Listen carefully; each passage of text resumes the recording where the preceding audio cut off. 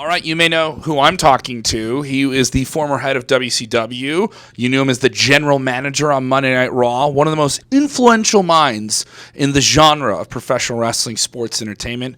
Eric Bischoff in town this week with C2E2, one of the biggest pop culture conventions, a live on-stage show with Tony Schiavone. You've done some business with him, and that'll be Friday night. And you can get your tickets at c2e219.com/83weeks. And, of course, the podcast on Westwood One. Get on the Westwood One app or all podcast apps. It's 83 weeks. And it's about a very specific time in wrestling, the height of it, WCW versus WWE. You get asked about it all the time, but you are the man to ask about it. You were in the war room for pop culture cases. Like there's Marvel versus DC. The NFL beat the AFL, and there was WCW versus WWE. You forgot Coke and Pepsi.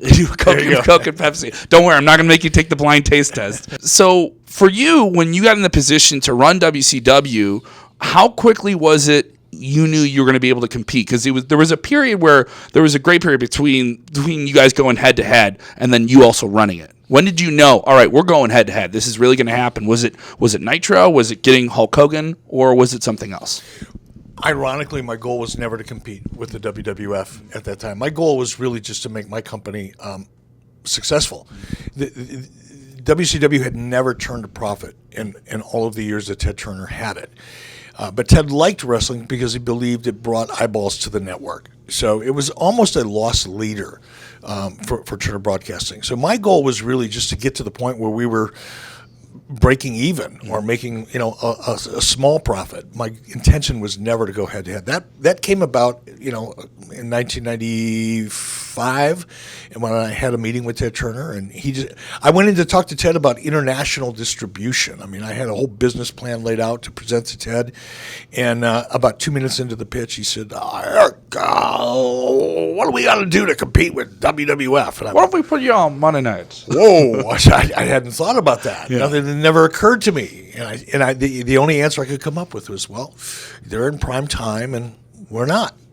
He looked over at a guy by the name of Scott Sassa, who was his right-hand man at the time, and said, "Scott, give Eric 2 hours every night on Monday night on TNT opposite of WWF." I was like, whoa, dude, I didn't expect that. That's how that happened. It was never an intention on my part. It was never a goal. But I had a gun to my head. I knew I had to succeed. If Ted Turner gives you 2 hours of prime time on the number one network in the Turner portfolio, you better be successful. It's a different ballgame. Yeah, it's a whole different ballgame. Yeah, it was fun. Now, when you're going head to head, there was a lot of creative things you guys definitely tried, and you know what worked, obviously, now and what didn't, and that's all documented in the podcast in a really great way. For you, though, when was it the most satisfying? When you came up with an idea and it clicked? What was the thing for you creatively when you took over the reins and said, "I'm going to put this head to head with them, and this is going to be our edge. This is what's going to separate us from them"?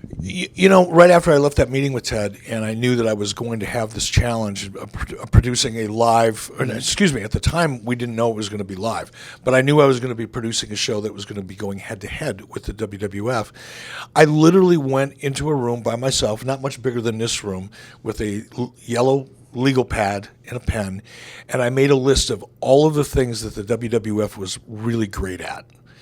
And then on the other side of the paper, I made a list of all the ways that I could be exactly opposite of them. Not that I didn't want to be great like them, but their show was taped. I went, okay, they shoot their show, weeks in advance, it's taped, I'm going to go live.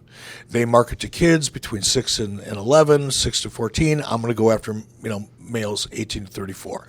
So I realized that I couldn't be better than the WWF. It wasn't really within my grasp, but I could be different than the WWF, and I realized that sometimes it's smarter to try to be different than your competition than it is to try to be better than your competition. Mm-hmm. And once I made a list of all the ways that I could be different, I started to get really excited about it, and I knew I was onto something at that moment. And it wasn't necessarily a big creative idea like coming up with the NWO or the Cruiserweight division. Those are all really good ideas too, but I think at the core of what I achieved, it was realizing that you don't have to be better. Sometimes you just have to be different. Mm.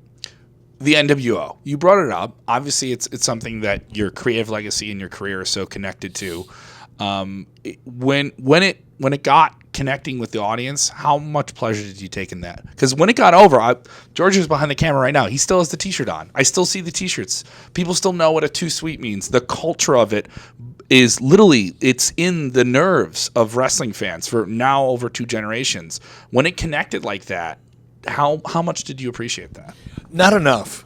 I was young. It was all new to me.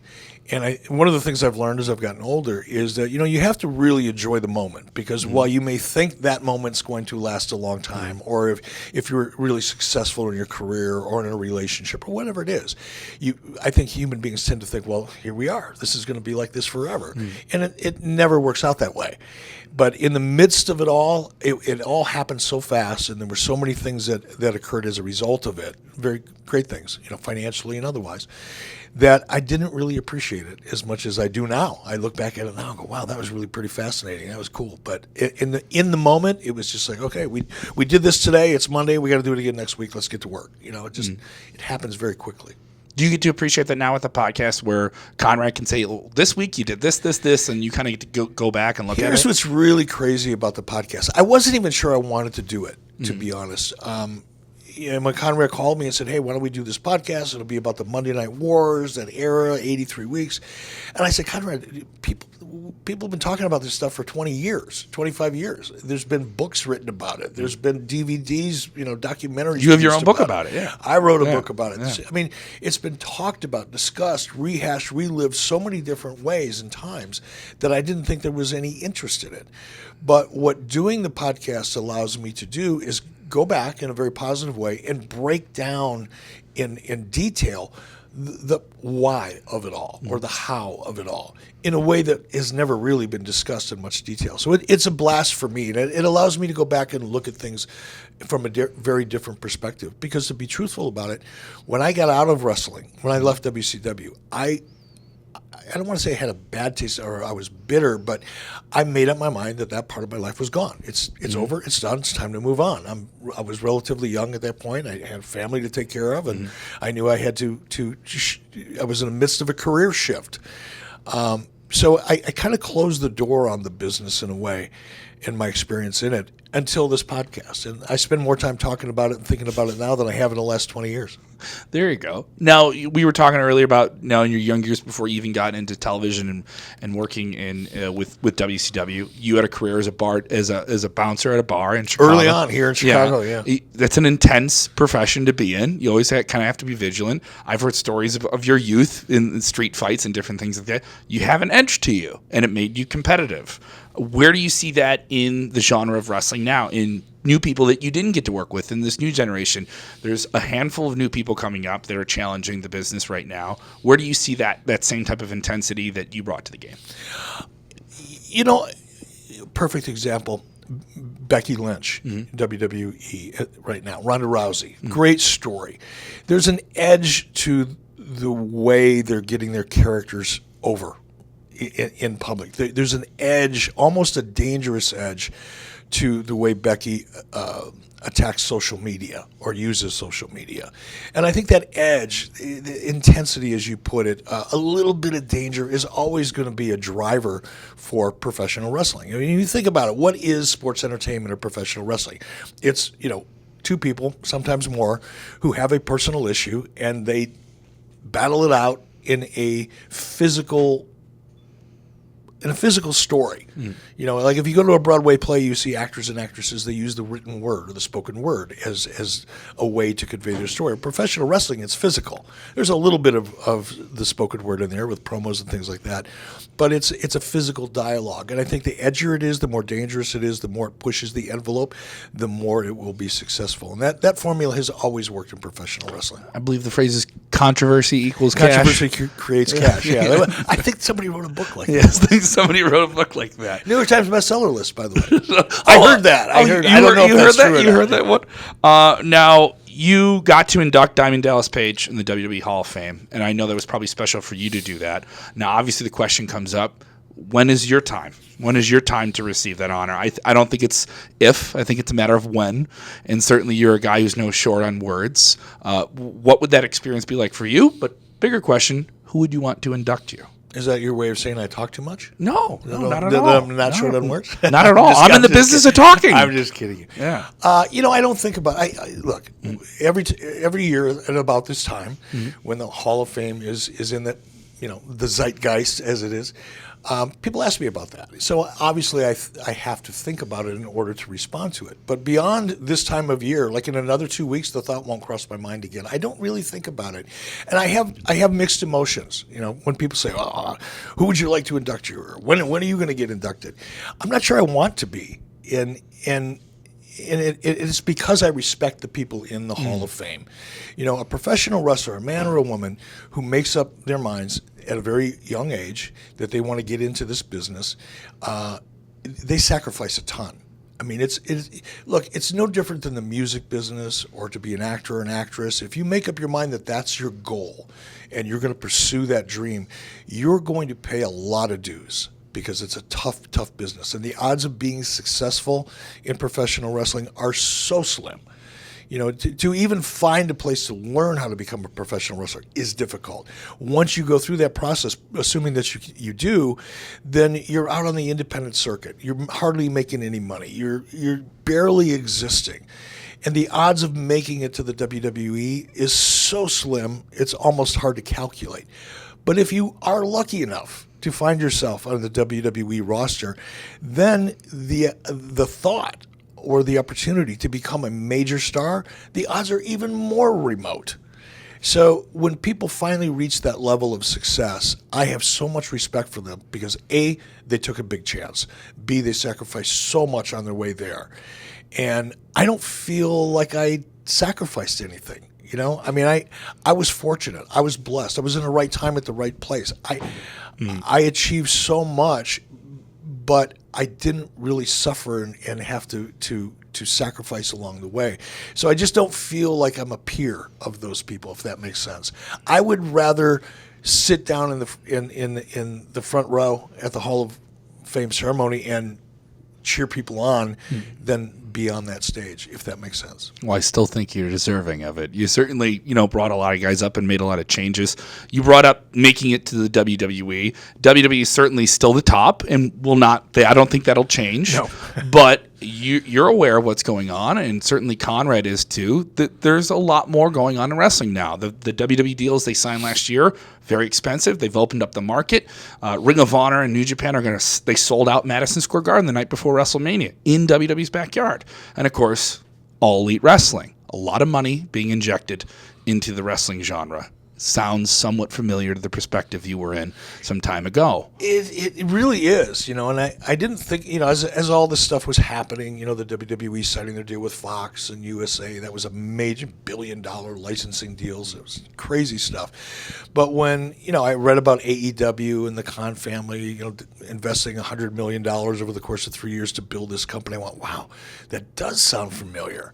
And it's so exciting. It's fun to watch. It's very satisfying to me to see a genre, a business, an industry like professional wrestling, which is kind of a weird little world unto itself, to see it grow and be successful and continue for generations of fans. It's so exciting. And for a company like AEW to come along and take advantage of all the opportunities that technology provides today, streaming. It used to be, even 5 years ago, if somebody came to me and said, hey, I've got $100 million, I want to get into the wrestling business, how do I do it? Well, the first thing you would have to do is find a home on an established competitive cable outlet. You had that issue when you were trying to take WCW at the end. Right. You didn't want to buy it if you didn't get a cable outlet. Exactly. Yeah. Today, that's not the case. Today, because the access to and the affordability of great quality streaming, you don't need a television platform. There are other ways to get your product out into the global marketplace that don't require television. In fact, I would probably say to somebody who is investing in any form of entertainment today to pursue anything other than traditional television, because television, in my opinion, 5 years from now, we won't recognize it. It'll be like the Blockbuster home video stores of entertainment. It'll still be here, but you won't recognize it. What would you do? You have the pen at All Elite Wrestling. You're in that war room. You're in there with those guys and that power and a group of very hot name talents. They're going to be at C2E this weekend. The line will be long for them. where do you try and steer them? Just saying you're there, hypothetically. I would seriously think about building my own streaming platform. I would go the OTT route, and similar to what WWE has done with WWE Network, I would program my own over-the-top network, if you will, and not be dependent upon a cable outlet, because those relationships come and go. They evolve. They have a shelf life, and you may build your entire company and brand and do a great job of it, and then at some point you've got a network executive saying, yeah, we don't really want to do this anymore. We want to do that instead. It has nothing to do with the success or failure of the product that you put on that network, but if a network decides that they're going to change their brand, or they want to become the comedy network as opposed to the male sports network, you're out of business. And rather than being dependent on that relationship with a television network or outlet, I would want to be in control of my own destiny, and I would build my own streaming platform. 83 Weeks is available on the Westwood One app. You can get it on iTunes. A great, great podcast. If you enjoyed Conrad, Thompson, and stuff with Bruce Pritchard, this is the exact same idea. I think with a little bit more edge, a little bit more edge than you know what, Bruce does a great job, and I mean, Bruce Pritchard is a good friend of mine. But Bruce he's number one. He's a much better storyteller than I am. He's got a million of them, but he spent 30 years in the wrestling business at a very high level, and he's just got a wealth of stories. Bruce dealt a lot more with talent, and he's got better stories as it relates to kind of the backstage antics of some of the talent. My perspective is a little bit different, and I talk about the business of the wrestling business. That's what makes 83 Weeks different than Bruce's show. But people love that. You know, it's a business that everybody is aware of, but nobody really understands how it works. So we get to take them behind the curtain and teach them how it works.